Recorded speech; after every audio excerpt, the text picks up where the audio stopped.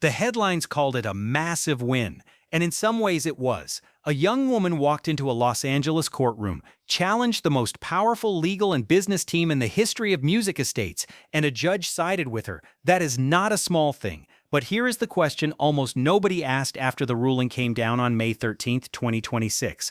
What did she actually win? Because when you read the 23 pages, not the press release, not the spokesperson statement, not the entertainment headlines, you find something more complicated, something more interesting, and something that tells you this story is nowhere near over. The number was 625,000. Why are the people managing Michael Jackson's fortune losing sleep over a number that represents less than a rounding error in their annual ledger? Because the $625,000 was never really the point. What Paris Jackson won was something far harder to put a price on, and what she is still fighting for is something that could change the way this estate operates for the next decade. To understand why, you have to go back to the beginning, not to the court filing, not to the legal arguments, but to the moment when a 25-year-old woman looked at a spreadsheet, or rather the absence of one, and decided she was not going to be quiet about it anymore. But here's what most people never heard about how we got to that courtroom. The story starts not with Paris Jackson. It starts with a death, a debt, and a document signed 8 days before the end of everything. When Michael Jackson died on June 25, 2009, the estate he left behind was not what most people imagined. The public picture was of a man who had spent decades building an empire, the music catalog, the publishing rights, the brand, the name. And that picture was accurate. What most people did not know was that the empire was mortgaged. The estate entered probate carrying somewhere between $400 million in debt. There were loans, there were deferred obligations, there were business arrangements that required immediate attention. The machine was enormous, and it was hemorrhaging. Into that situation stepped two men.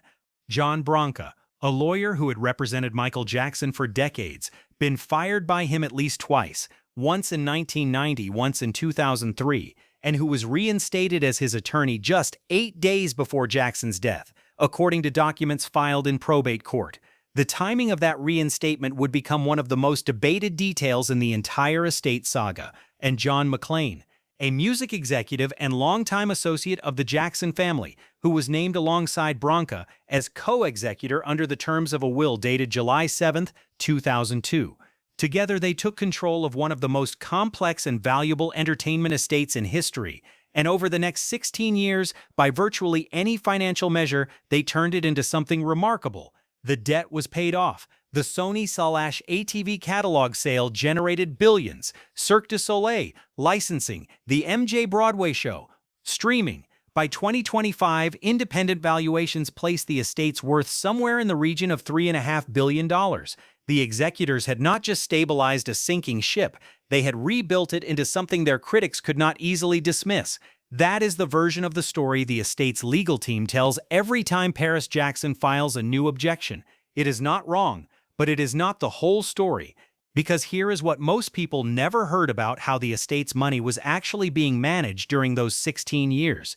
The beneficiaries, Paris, Prince, and Biggie Jackson, Michael's 3 children, were receiving distributions, but the accounting that would tell them exactly where the money was going, how the estate's revenues were being allocated, and what fees were being paid to whom, that accounting was running years behind schedule, not months, years. In November 2025, Paris Jackson filed a legal objection that laid out the situation in precise terms. The estate had finally delivered its accounting for the calendar year 2021. It arrived in September 2025, nearly 4 years after the period it covered. Think about that.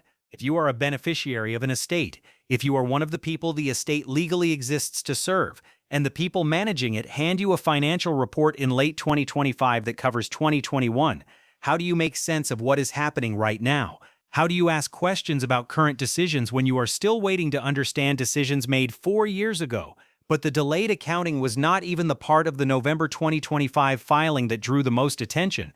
What drew attention was a number and an allegation. Paris Jackson's legal team claimed that more than $464 million in estate cash was sitting in accounts generating returns of less than 20p1 less than 2025, let ever p1%. At a time when basic treasury instruments and money market accounts were generating returns of 4, 5, even 6%, this meant, according to Paris's legal team, that the estate was potentially leaving tens of millions of dollars in returns on the table every single year. They calculated the lost opportunity at approximately $41 million. The estate's representatives disputed the characterization. They maintained that liquidity requirements and the complex financial structure of an estate of this scale required conservative cash management, that this was not negligence, it was prudence. But Paris's filing went further than investment returns. It pointed to the biopic. The Michael Jackson biopic, directed by Antoine Fuqua, starring Jafar Jackson as his uncle and released by Lionsgate, had been a subject of controversy long before cameras rolled. Paris had publicly distanced herself from the project, calling the script she had been shown sugar-coated and dishonest. When actor Coleman Domingo claimed in a 2024 interview that Jackson's children were supportive of the film, Paris issued a public correction. She had 0% involvement and had not endorsed it. But the November 2025 filing went further than personal discomfort with the creative choices. It pointed to John Branca's role on the film as executive producer. It noted that in that capacity, a role Paris's filing observed that Branca had never previously held in connection with any dramatic feature film. He had reportedly been involved in casting decisions, including, according to the filing, the casting of Miles Teller to play Branca himself on screen. The filing stated directly that Paris was increasingly concerned the estate had become a vehicle for Branca to enrich and aggrandize himself rather than serve the beneficiaries. Those were not casual words. They were filed in a court of law. The estate's response was swift and pointed. Attorney Jonathan Steinsapir publicly characterized Paris's legal actions as a media campaign. He noted that she had already received approximately $65 million in benefits from the estate and would stand to inherit hundreds of millions more. He accused her of abusing the court system with false allegations protected under litigation privilege rules. It was a counterattack designed to reframe the narrative. A beneficiary who has already received $65 million has a high burden to demonstrate harm. Paris's team called the $65 million figure outright false. The dispute over that single number would itself become a separate flashpoint. And then came the bonus payments. This is the thread that leads directly to the May 2026 ruling. In June 2025, during a court hearing where estate administrators were seeking retroactive approval for various expenditures, Paris Jackson raised a specific objection. She challenged $625,000 in bonus payments that the executors had authorized in the second half of 2018, payments directed to 3 outside law firms. The payments had not been flagged for court approval at the time they were made. The executors were now, years later, seeking the court's sign-off as part of a broader accounting review. Paris said no. Her legal team argued the payments lacked adequate explanation and transparency, that the court had not been given sufficient information to determine whether they were appropriate, that a beneficiary had every right to demand that justification before a judge approved expenditures from funds that legally belonged to the estate, and therefore in part to her. The estate's position was that the payments were reasonable compensation for legitimate legal work during what Branca himself described in testimony as a historically successful year for the estate in 2018. Judge Mitchell L. Beckloff, a retired Los Angeles probate judge serving as private referee for the case, held an evidentiary hearing. He listened to the arguments, he reviewed the documentation, and on April 29, 2026, with the ruling made public on May 13, he sided with Paris Jackson. His language was careful and specific. The court could not find that the bonus payments were just and reasonable based on the information provided. He disallowed them entirely. $625,000 ordered back to the estate. He went further. He ordered that going forward, the estate must withhold 30% of attorney's fees until there is a court order approving payment. He named Paris as the catalyst behind a separate ruling requiring the executors to file fee petitions covering 6 full years 2019 through 2024 by September 15, 2026. And he ruled that Paris was entitled to an award of reasonable attorney's fees for the cost she had incurred in successfully pursuing the objection. The estate's representatives stated they would comply. They also made a point of referencing the portions of the judge's ruling that praised the executor's overall performance, the language about transforming a debt-ridden estate into a multi-billion-dollar operation. Paris's spokesperson released a statement. The estate is supposed to be a prudent, fiscally responsible entity that supports the Jackson family, not a slush fund to help John Branca live out his Hollywood mogul fantasies. Those words traveled. They were quoted in Deadline, in Rolling Stone, in ABC News, in entertainment publications across a dozen countries, not because they were legally precise, but because they landed. The phrase Hollywood mogul fantasies attached itself to John Branca's name in a way that a dry legal ruling never could. Whatever the court had said about exceptional services and a transformed estate, the phrase that stuck in the public mind was the one Paris's team had chosen: thorough. That is not an accident. That is strategy. And here is what most people missed when they read the coverage of the ruling. The $625,000 is not going to Paris Jackson. Not directly, not immediately. The court ordered the money returned to the estate. The estate, a legal entity worth billions, gets back $625,000 in improperly authorized bonus payments. Paris, as a beneficiary, has an indirect interest in that money, but she did not walk out of court with a check. What she walked out with was something more consequential. She walked out with a precedent, because the September 15, 2026 deadline that Judge Beckloff imposed is not a footnote, it is a mechanism. For the first time in the history of this estate's management, the executors are now on a court-ordered filing schedule for 6 years of attorney fee petitions. Every dollar they paid to outside counsel from 2019 through 2024 must now be formally documented and submitted for judicial review. And 2025, the year that almost certainly contains the largest biopic-related expenditures, including costs from the reshoots that arose after a 1994 settlement agreement with another accuser's family was discovered. That year's accounting is the subject of its own dispute. The estate wants until April 2027 to file it. Paris wants it by September 2026. The gap between those two positions is not administrative, it is strategic.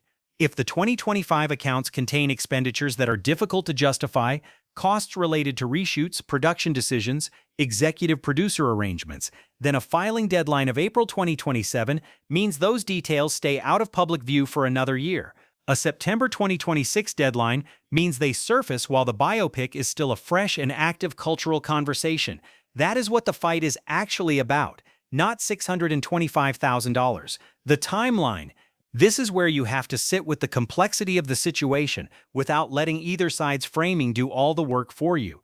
John Branca and John McClane built something extraordinary out of wreckage that is documented. It is not spin. When they took control of the estate in 2009, serious financial analysts were uncertain whether the Michael Jackson brand could be salvaged at all. The legal battles, the allegations, the debt, it was a landscape of liability. What happened over the following 16 years, in terms of raw financial performance, is difficult to dispute. At the same time, a court just told them that $625,000 in bonus payments could not be justified based on the information they provided. That is not a minor procedural note. That is a judge saying the documentation was insufficient. And the question of whether an estate worth billions should be able to account for its expenditures in a timely and transparent manner is not an unreasonable question for a beneficiary to ask. Paris Jackson is not asking whether the estate has been successful. She is asking whether the people managing it have been accountable. Those are different questions, and the court, in this ruling, has now made clear that it considers accountability a legitimate demand, clears the detail that almost nobody covered. John McClane died in May 2026, around the same time the ruling was made public. The co-executor who had shared responsibility for the estate alongside John Branca for 16 years was gone. That leaves Branca as the sole surviving executor of an estate navigating its most legally contentious period since its creation. The man Paris called the architect of Hollywood mogul fantasies is now running the show alone. That context matters enormously for what comes next. Because the September 2026 deadline is not an endpoint, it is a beginning. 6 years of attorney fee petitions means 6 years of legal expenses subjected to the same standard the judge just applied to the 2018 bonuses. Cannot determine they are just and reasonable? Return them. What happens if that standard is applied to the biopic's production costs, to the reshoot expenses, to the fees generated by the legal battles with Paris herself? Nobody knows yet. What we know is that a 28-year-old woman who was publicly characterized as abusing the courts, as conducting a media campaign, as being ungrateful for $65 million, a woman who was told to be quiet and count her inheritance, went into a courtroom and won, not a fortune, a principle. And in a case about transparency and accountability, a principle might be worth more than a fortune. The judge's ruling noted that Paris was the catalyst, not a nuisance, not a distraction, a catalyst. That word is specific. It means things are in motion because of her. Whether you believe the estate has been managed with integrity or whether you believe Paris Jackson is right to be alarmed, one thing is now inarguably true. The financial machinery of Michael Jackson's estate, the fees, the commissions, the entertainment investments, the bonuses, is going to be examined more closely, more publicly, and with greater judicial scrutiny than at any point since 2009. The headline said massive win. The ruling said catalyst. Of those two words, only one belongs to the judge, and only one will still matter when September 15, 2026 arrives, and a filing lands in a Los Angeles courtroom containing 6 years of attorney fees waiting to be justified. The truth is rarely as simple as the headlines make it seem.